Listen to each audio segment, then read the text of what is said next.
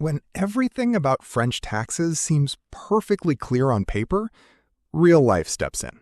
And real life always has its own plans.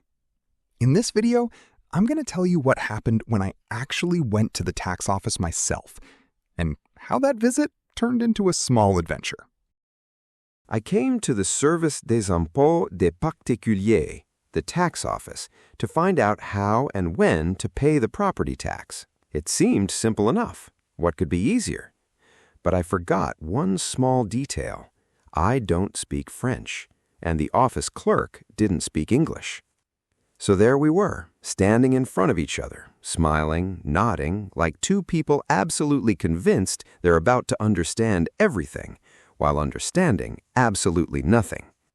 An important detail: I'm Canadian, but my country of birth is different, and my native language is not English, and that's written in my Canadian passport. The office clerk took my Canadian passport, opened it, looked at the place of birth, noticed my very non-Canadian country of birth, and quietly said something to himself. Then he sat down at the computer and started typing, for a long time, a very long time. So long that a line formed behind us, a big line. But, and here's the surprising part, no one complained. Everyone waited patiently, as if this was a normal part of French bureaucratic meditation. I stood there, not understanding what was happening. He typed, the line stayed silent, we smiled. He typed even faster, the line still stayed silent. I started to think he had forgotten about me and was just doing his own work. And suddenly, he jumps up, runs into the next room, prints something, and comes back to me beaming, like someone who has just done something very good. Then he hands me a detailed instruction on the land tax, and, who would have thought, the instructions were in my native language. He did everything he could to make sure I left with an answer, and with the feeling that I'm not a stranger here. I was shocked. The shock quickly turned into overwhelming gratitude.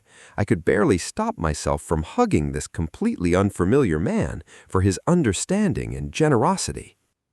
It turned out that I had to receive the final documents in another office.